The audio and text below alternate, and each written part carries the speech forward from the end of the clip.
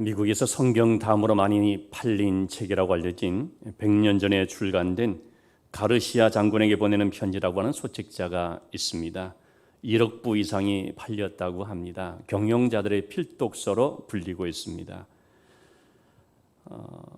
내용은 단순합니다. 1898년 쿠바를 놓고 미국과 스페인이 전쟁을 벌이고 있을 때 미국의 맥킨리 대통령이 쿠바의 반군 지도자인 가르시아 장군에게 비밀리에 편지를 보내야 했는데, 그런데 이 가르시아 장군이 정글 속 어딘가 은신해 있는지를 도무지 알 수가 없는 것입니다. 그래서 고민에 빠져 있을 때 누가 그렇게 말을 했습니다. 이 일을 수행해낼 수 있는 사람은 오직 로완 중이 한 사람뿐입니다. 그래서 대통령이 로완 중이를 불렀습니다. 그리고 그에게 밀서, 비밀 편지를 전해줬습니다. 그러자 로완 중이는 도대체 이 가르시아 장군이라는 사람이 어디 있습니까? 하는 그런 것 전혀 묻지 않고 그저 편지를 받고 사흘 밤낮을 달려서 쿠바 해안에 상륙했고, 정말 목숨을 걸고 정글 속으로 들어가서 3주 뒤에 드디어 가르시아 장군을 만나서 그 편지를 잘 전하고 무사히 귀환했다는 것입니다. 불가능한 명령 앞에 그는 아무런 토를 달지 않고 묵묵히 그 임무를 수행한 것입니다. 하나님은 바로 그런 사람을 찾는 줄로 압니다.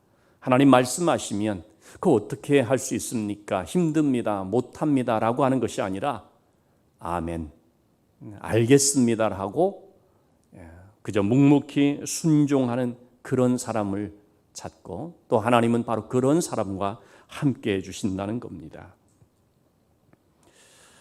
믿음의 크기는 순종의 크기입니다. 순종은 자기를 포기하는 것입니다. 그럴 때 하나님께서 역사해 주십니다. 다니엘이 바로 그런 사람이었습니다. 그래서 많은 사람들이 무슨 문제만 생기면 다니엘을 찾는 것입니다.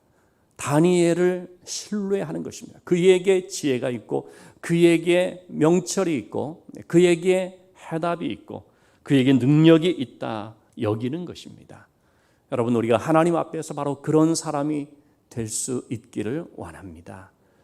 오늘 본문의 말씀은 바벨론의 마지막 왕인 벨사살 왕이 죽는 내용입니다. 바벨론 그 권세와 영광이 영원히 지속될 것처럼 보여졌습니다. 그렇지만 느부갓네살 왕이 죽은 지 23년, 바벨론이라는 나라가 세워진 지 100년도 못 되어서 망하고 말았습니다. 그것은 군사력이나 경제력 때문보다도 영적이고 도덕적인 부패 때문이었습니다. 역사가인 헤로도토스에 따르면 주전 539년, BC 539년 10월 13일 메대와 바사의 연합군, 우리가 나중에도 보겠습니다마는 그 지도자는 고레스라고 하는 사람이죠.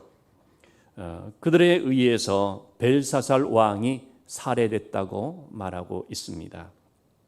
자, 그때 이 벨사살 왕은 무엇을 하고 있었는가?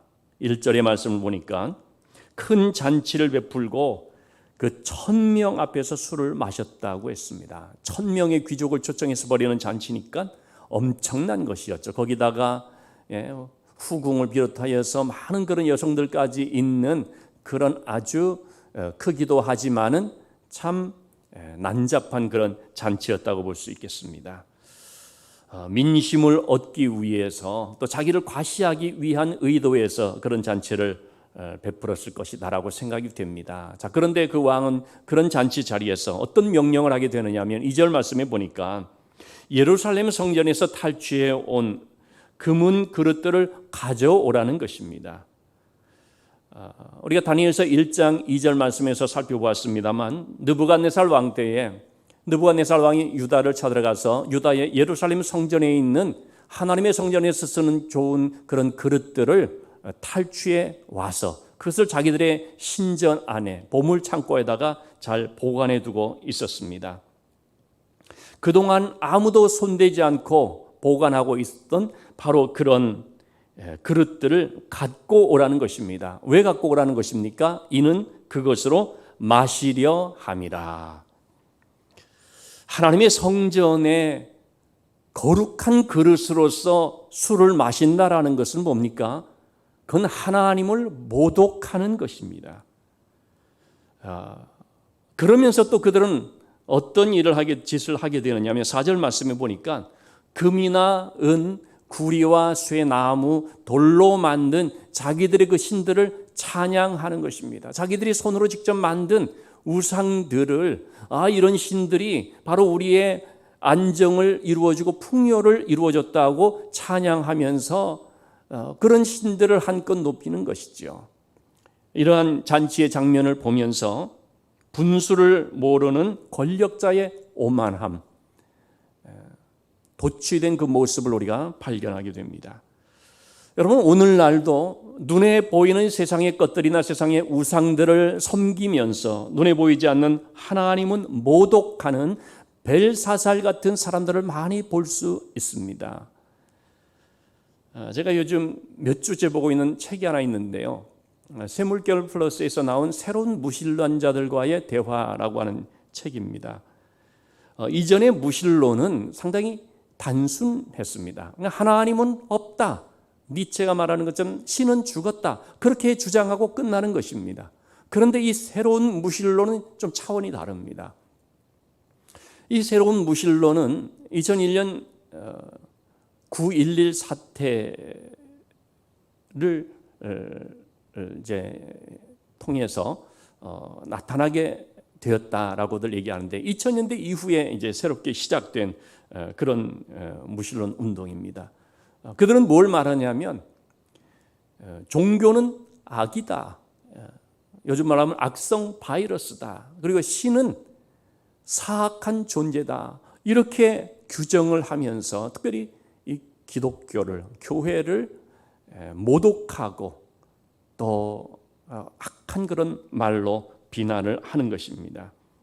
여기에 대표적인 사람, 새로운 무신론 4인방으로 일컬어지는 사람이 있는데요. 리처드 도킨스, 데니얼 데닛, 샘 해리스, 크리스토퍼 히친스라고 하는 저명한 과학자들입니다.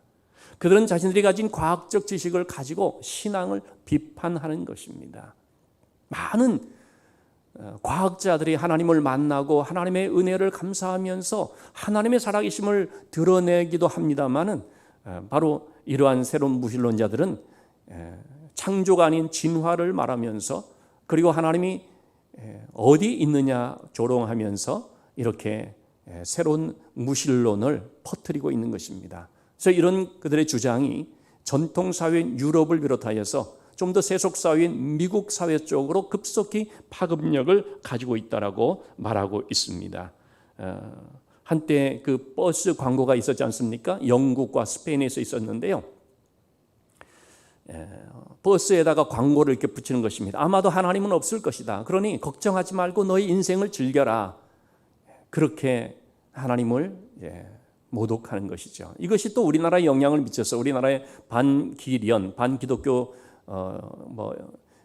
단체인 그런 곳에서 이런 또 광고판을 붙이는 것입니다. 나는 자신의 창조물을 심판한다는 그런 신을 상상할 수가 없다. 아인슈타인의 말을 인용하고 또 리처드 도킨스의 말을 인용해서 신이 없어도 인간은 열정적이고 영적일 수 있다. 이렇게 또 광고를 하는 것입니다. 참 이런 것들을 보면은 정말 우리 마음속에 안타까움을 넘어서 분노하는 마음이 있게 됩니다. 그런데 여러분, 이런 반기독교적인 것도 문제지만 정말로 하나님께서 모독을 당하시고 하나님의 이름이 먹칠을 당하는 그런 일들이 믿지 않는 이런 사람들을 통해서뿐만 아니라 더 심각한 것은 믿는 사람들이라고 하는 바로 크리스찬들을 통하여서도 나타나고 있다는 것이죠. 요즘 우리가 이 코로나 사태를 보면서 일부 믿는다는 사람들로 인한 그런 많은 안타까운 일들을 보며 속상하기도 하고 또 우리 자신들 교회에 건전한 교인들, 건전한 교회들이 엄청난 피해를 당하는 모습들도 보게 됩니다. 제가 며칠 전에 제주도 저희 동생에게 전화를 해서 요즘 상황이 어떤가, 태풍이 지나간 게 어떤가 묻는 과정에 제 동생이 요양원 원장으로 있기 때문에 좀 요양원이 어떤가 걱정이 돼서 물어봤습니다. 그랬더니 하는 말이요. 저희 그 집이 있는 제주도 모술포에 처음으로 확진자가 2명이 발생했다는 것입니다. 청정지대였는데 처음 2명의 확진자가 발생해서 누구냐 물어봤더니 은퇴 목사님 부부라는 것입니다. 광화문 집회를 갔다 왔는지 하여튼 서울을 갔다 와서 그랬다는데, 문제는 뭐냐면 이분들이 방역당국에 자기들의 동선을 밝히기를 거부하고 거짓말하고 또 비협조를 한다는 것이죠. 그러니까 동네 주민들이 불안했다는 것입니다. 이분들이 도대체 어디를 다녔었는지를 모르니까. 그래서 당국에서 GPS 추적 장치를 통해서 밝혀낸 것이 뭐냐면 그 모슬포에 가까운 삼방산 탄산온천이라고는 유명한 곳인데 거기서 장시간을 머물렀다는 것입니다. 거기에 있었던 300명의 사람들을 지금 전수조사를 하게 됐다고 하는데, 그로 인하여서 모슬포 지역사회가 발칵 뒤집혔고, 문제는 교회를 그렇게 욕한다는 거죠. 참 얼마나 안타까운 일들이겠습니까? 여러분, 믿는다고 하는 일부의 사람들이겠지만은 수고하는 그 방역 당국들을 비난하고 거짓말하고 비협조할 정도가 아니고 오히려 자신을 박해받는 피해자로서의 흉내를 내면서 그런 반사회적인 언행을 한다든지, 또는 주변에 있는 사람들을 전혀 배려하지 않는 그 몰상식한 행동을 하게 되는 그런 일들로 인하여서 여러분, 누가 욕을 먹습니까? 하나님이 욕을 먹습니다. 건전한 신앙인들이 사람들로부터 따가운 눈총을 받게 되는 것입니다. 당장 월요일 출근하면 어떻습니까? 교회 갔다 왔냐고. 참 이런 모든 것들을 우리가 생각해 볼 때 단순히 사회가 나쁘다, 교회가 핍박받는다, 그렇게 볼 수 있는 것이 아니죠. 그런 점에서 우리는 신앙인으로서 우리가 어떻게 행동한다는 것이 얼마나 중요한 의미를 갖고 있나 생각하게 됩니다. 지역사회를 배려하고 나만 생각하는 것이 아니라 주변에 있는 사람들을 헤아리 볼 줄 알면서 안전을 위해서 협조하고 또 스스로 할 수 있는 그런 모든 것들은 최선을 다해서 감당해 주는 것, 그런 걸 통하여서 하나님의 은혜가 나타나게 되는 것이고 하나님의 영광까지 나타나는 것을 볼 수가 있죠. 우리가 어떻게 하느냐 하는 것이 참 중요한 일이 됐습니다. 얼마 전에 미국에 거주하고 있는 우리 김선아 집사님으로부터 감사의 그런 소식을 좀 접했는데요. 김선아 집사님이 있는 그 아이오와 주를 중심으로 해서 그 미국 동부 지역에 뉴스로도 나온 것 같은데 드레초라고 하는 엄청난 그런 태풍이 몰아닥쳤습니다. 이 토네이도라는 것은 회오리 바람인데 드레초라는 것은 직진으로 뻗어가는 그런 태풍 같은 것이라네요. 주변이 울창한 나무로 둘러싸인데 모든 나무들이 다 쓰러졌습니다. 거대한 나무들이 뿌리채 뽑히거나 넘어지거나 하는 상황이 됐습니다. 문제는 그걸 치워야 되는데 치울 엄두가 도저히 안 나는 것입니다. 그럴 때 봉사팀이 왔는데 알고 봤더니 그 먼저 와서 체크하신 분이 목사님이었더라고요. 이제 그 주변에 있는 목사님이죠. 그리고 팀들이 왔는데 80대가 되시는 희끗하신 그런 분들이 공구차들을 가지고 오고 포크레인을 가지고 와서 그래서 기도해 주고 또 섬겨주는데, 지붕 위에 올라가서 그 위험한데 가지 말아도 안 해도 좋다라고 하는데도 그걸 또 다 감당을 해주고 그러면서 성경에다가 사인을 선물로 주고 갔다는 것입니다. 이렇게 말을 하고 있습니다. 낯선 이국 땅에서 모르는 분들에게 이렇게 많은 도움을 받게 될 것이라고는 생각을 하지 못했습니다. 믿는 사람들을 통해서 받는 그런 은혜를 참 우리가 이렇게 경험을 하게 될 때 참 하나님 앞에 감사하게 됩니다. 하나님 앞에서 기쁨이 됩니다. 하나님께서 이렇게 귀한 분들을 보내주시는구나, 도와주시는구나, 하나님이 사랑하셔서 선한 손길로 늘 지켜주시고 인도하시는구나 보게 되지요. 여러분, 우리는 빛과 소금이라고 합니다. 소금은 소금인데 상처에 뿌리는 소금이 아닙니다. 그런 소금 되면 안 됩니다. 맛을 내는 소금이 돼야 되고 부패를 방지하는 소금이 돼야 되죠. 우리가 믿음으로 살 때 바로 그런 소금이 됩니다. 어둠 속에 몰래 숨어 있는 사람을 찾아가서 불을 켜며 고발하는 그런 빛이 아닙니다. 따뜻한 빛이죠. 위로하고 온정과 친절을 베풀어주는 빛입니다. 하나님은 우리가 그런 삶이 되기를 원하십니다. 그럴 때 우리 사회 속에 주의 영광의 빛이 나타나고 그리스도의 향기가 전해지게 되는 줄로 믿습니다. 하나님을 모독하면서 술잔을 마시며 우상을 찬양하는 벨사살 왕 앞에 어떤 일이 벌어졌는가? 5절 말씀에 보니까 하나의 손가락들이 나타났는데 왕궁 촛대 맞은편 석회 벽에 글씨를 쓰는 것이었습니다. 왕이 그것을 보는 순간 6절의 말씀, 즐기던 얼굴빛이 변하고 넓적다리 마디가 녹는 듯하고 무릎이 서로 부딪힌지라. 한마디로 말해서 뭡니까? 멘붕이 온 것입니다. 사색이 되어버린 것입니다. 17세기 유명한 화가인 렘브란트는 이것을 벨사살의 연회, 벨사살의 잔치라는 그림으로 잘 표현을 해줬습니다. 옆에서 술을 따르고 있던 한 시녀가 술잔을 떨어뜨립니다. 벽에 써지는 손가락의 글씨를 보는 순간 그 자리에 있는 사람들의 표정이 완전히 넋이 나가고 두려움에 사무친 모습이지요. 뭔가 불길한 징조를 느끼는 표정들이지요. 하나님은 만홀히 여김을 받으시는 분이 아닙니다. 하나님을 모독할 때 하나님은 절대 묵과하지 않으십니다. 하나님이 살아계심을 스스로 나타내 주십니다. 블레셋이 이스라엘과 싸움을 하면서 이스라엘 진영에 하나님의 언약궤가 이제 왔을 때 블레셋이 이스라엘을 이기고 하나님의 그 언약궤를 빼앗게 되죠. 그래서 그 빼앗은 언약궤를 가지고 자기들의 신인 다곤 신전이 있는 곳에 놓아두게 됩니다. 그랬는데 사무엘상 5장 4절에 보니까 다음날 아침 일어나 봤더니 어떤 일이 벌어졌습니까? 다곤 그 신전의 그 신상에 있는 우상들이 다 끊어져 버리고 몸뚱이만 남아 있는 것입니다. 한마디로 뭡니까? 하나님의 손이 역사한 것입니다. 하나님의 살아계심을 스스로 나타낸 것입니다. 그래서 그 지역에 엄청난 독한 종기가 나타나게 되는데 그걸 보고 사람들이 두려워 떨게 됐습니다. 평소에는 사람들이 하나님을 우습게 여기고 함부로 말하는데 하나님이 안 보이기 때문에 그런 것이죠. 그런데 하나님의 권능이 나타나게 되면 두려워 떨 수밖에 없습니다. 출애굽기에 보면 모세가 애굽 땅에 10가지의 재앙을 행하지 않습니까? 세 번째 재앙에 이의 재앙인데요.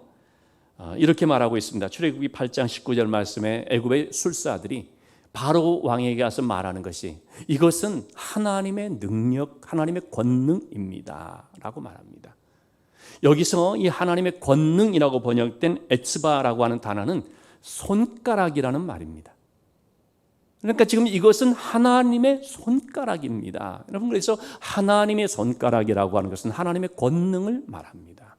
하나님의 능력이 나타나는 것을 말하고 하나님의 능력을 행사하는 것을 말합니다. 주의 손가락으로 지으신 모든 만물들, 하늘과 별들과 이 삼라만상, 주의 손가락으로 지으신 것인데 그것이 뭘 말합니까? 하나님의 능력, 하나님의 권능을 말합니다. 그래서 우리는 자연 만물을 보면서 하나님의 능력을 보게 되는 것입니다. 하나님의 권능이 어떠한지를 알게 되는 것입니다.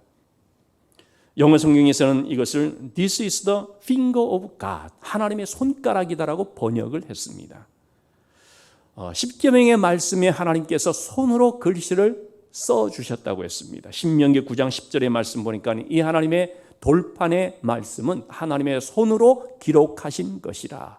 그러니까 여러분, 하나님의 이 권능을 뜻하는 하나님의 손가락은 결국 무엇을 말합니까? 하나님께서 말씀하시고자 하는 것을 써주시는 그런 손가락을 말합니다. 다시 말하면 하나님의 그 메시지를 말한다고 하겠습니다.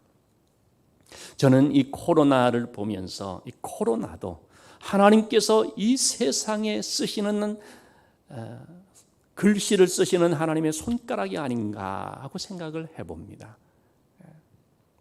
너무나 교만하고 하나님의 살아계심을 인정하지 않고 하나님 앞에 엎드릴 줄 모르는 완악한 심령들을 향하여서 쓰시는 하나님의 글씨, 하나님의 손가락일 수 있다는 것이죠. 특별히 우리가 이 코로나 사태를 맞이하면서 우리 한국 교회를 비롯한 신앙인들의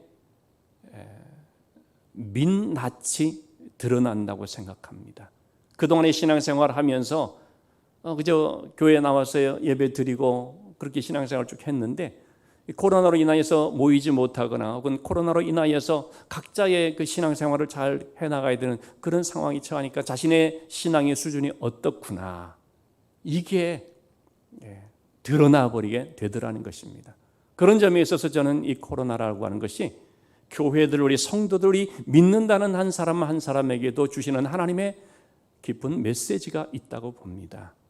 너 정신 똑바로 차려야 된다는 이 말씀 아니겠습니까? 그런 식으로 신앙생활에서는 안 된다는 말씀 아니겠습니까?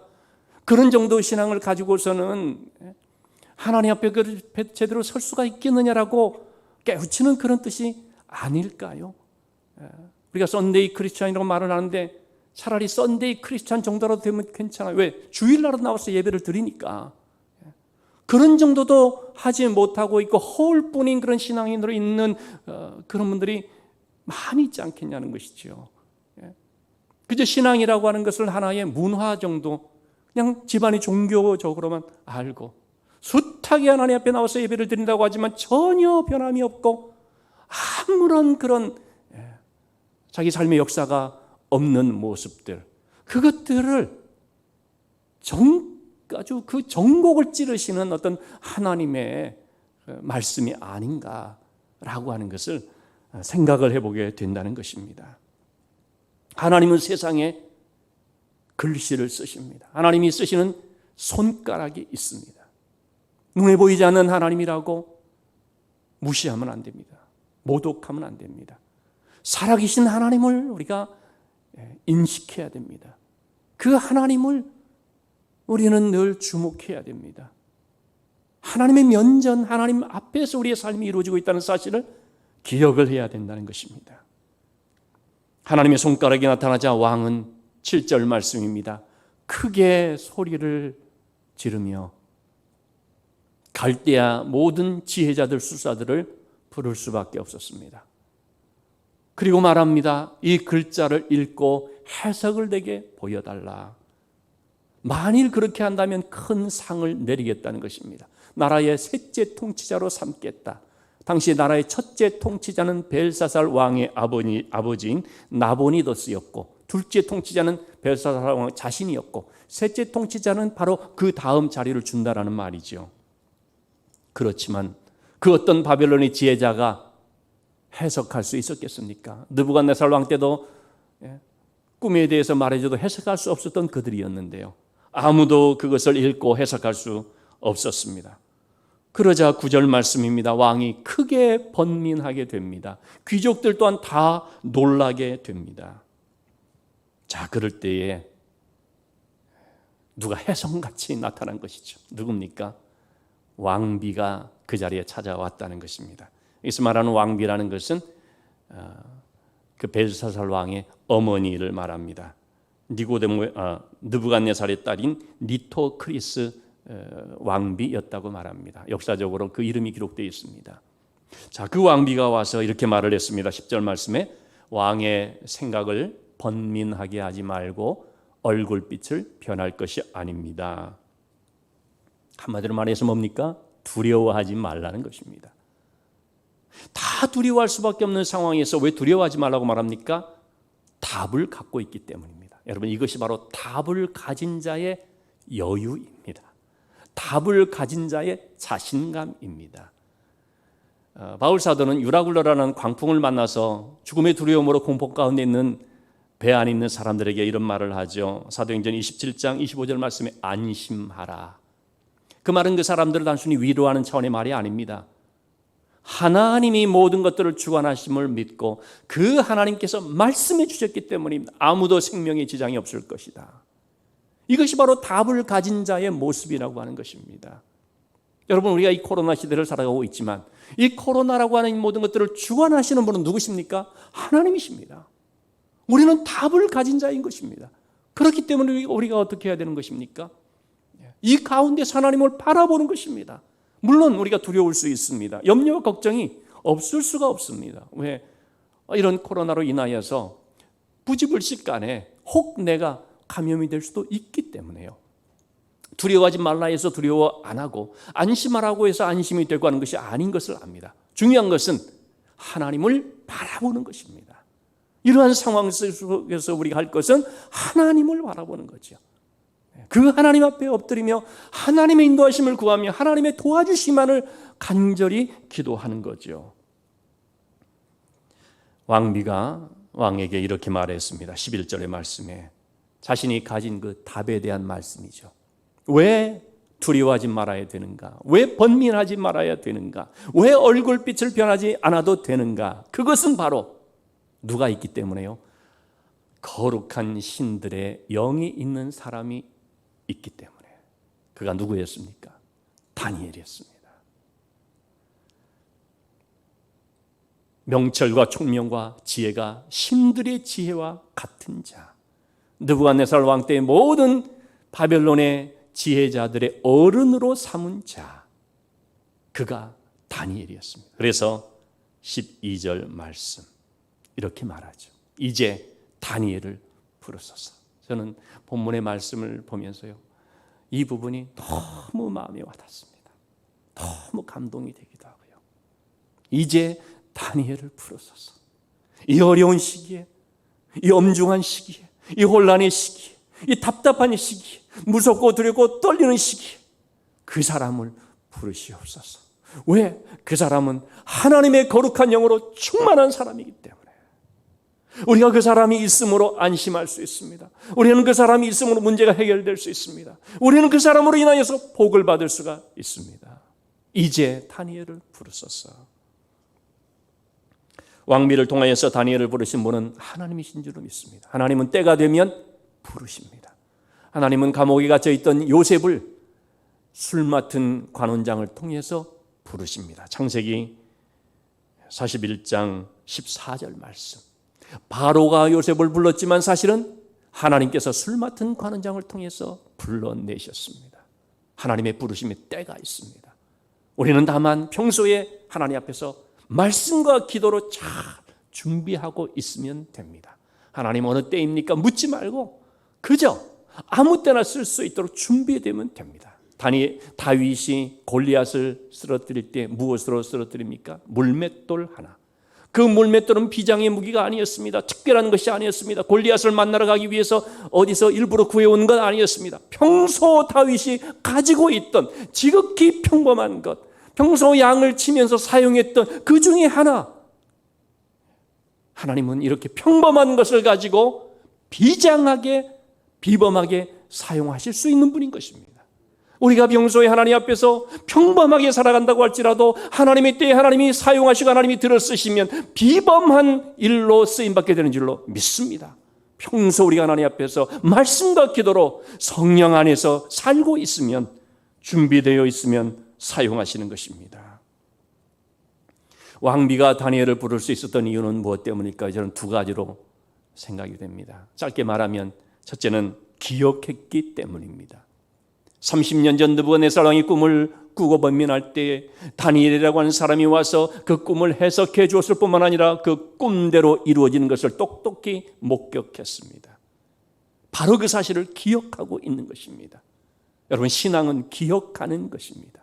하나님의 역사, 하나님의 능력과 하나님의 구원의 은혜와 하나님의 그 돌보심, 광야에서 어떻게 하나님이 함께 하셨나 하는 것들을 기억하는 것, 그게 신앙입니다. 그래서 모세는 신명기에서, 신명기라고 하는 것은 반복할 신자죠. 신명기의 핵심 주제는 하나입니다. 기억하라. 신명기에서 그 말을 반복합니다. 기억하라. 너희가 어떻게 하나님의 은혜를 입었는지, 하나님이 어떻게 너희들의 삶을 인도하셨는지 기억하라. 가나안 땅에 들어가서 배부르고 풍요를 누리게 될 때 교만하여 하나님을 잊지 말라. 기억은 신앙, 신앙은 기억입니다. 불신앙은 잊어버리는 것입니다. 그렇게 큰 은혜를 받았지만 잊어버리는 것, 거기서 불신앙이 시작됩니다. 그 뿌리는 교만이고요. 왕비가 벨사살 왕에게 다니엘을 말한 것은 첫 번째, 기억했기 때문입니다. 두 번째, 다니엘에게 거룩한 하나님의 영이 함께하는 것을 믿었기 때문입니다. 그리고 그 다니엘이 지금도 여전히 해석할 수 있음을 알았기 때문입니다. 하나님의 영으로 충만한 사람이라는 것, 얼마나 중요한 의미인지요. 신앙은 기억했던 그 하나님의 역사를 내 지금의 삶 속에서, 현재의 삶에서 체험해 나가는 것입니다. 단순히 기억만 하는 것이 아니고 그것을 바로 내 삶의 자리에서 계속 경험하면서 살아가는 것입니다. 낯선 땅에서 이방인으로 살아도 하나님의 거룩한 영으로 감동되어 살면 이처럼 다니엘같이 인정을 받고 쓰임을 받을 수가 있는 것입니다. 요즘 크리스찬의 신뢰도가 얼마나 땅에 떨어진 시대입니까? 이럴 때 우리가 다니엘처럼 인정받고 신뢰받을 수 있다면 얼마나 귀한 일인지요. 그렇게 되려면 우리가 성령에 감동된 사람이 되어야겠습니다. 항상 성령의 은혜를 구하는 삶이 되어야겠습니다. 성령은 보혜사입니다. 돕는 자라는 뜻입니다. 로마서 8장 26절에 성령은 우리의 연약함을 도우신다고 했습니다. 우리는 마땅히 빌바를 알지 못하지만 성령이 말할 수 없는 탄식으로 우리를 위하여서 대신 친히 간구하시는 분이라고 했습니다. 성령은 또한 능력입니다. 스가랴서 4장 6절에 보면은 우리 사람이 어떤 힘으로는 그것을 이뤄내갈 수가 없지만은 나의 영으로 되느니라. 성령으로 된다는 말씀입니다. 성령은 마른 뼈를 일으켜 세워서 죽은 자를 부활시키는 능력입니다. 에베소 3장 16절에 나오는 말씀처럼요, 우리의 속사람을 강건케 하시는 능력입니다. 왜 우리가 성령의 충만함을 받아야 되는가? 우리의 삶이 날마다 강건해지기 위해서. 우리가 강건하면 두려움을 이깁니다. 세상을 이깁니다. 유혹을 이깁니다. 미래를 바라보면서 어둠 속에서 빛을 바라보면서 불안함 속에서 비전을 가지고 나갈 수 있는 삶이 되는 것입니다. 누가 문제 해결의 열쇠를 가지고 있느냐를 아는 것이 지혜입니다. 그리고 그것을 사용하는 것이 믿음입니다. 그리고 그러므로 말미암아 응답받고 체험하는 것이 실력입니다. 이 모든 것들이 어디에서 가능하냐? 성령 안에서 가능한 것입니다. 성령 안에서 살아갈 때 우리는 문제의 해답이 누구에게 있는지를 알고 그 하나님을 믿음으로 말미암아 내 삶 속에서 놀라운 능력을 체험하게 되는 것입니다. 오늘도 내일도 우리가 날마다 이 성령의 은혜를 사모하면서 성령으로 충만함을 입는 삶이 될 수 있기를 주님의 이름으로 축원합니다. 기도하시겠습니다.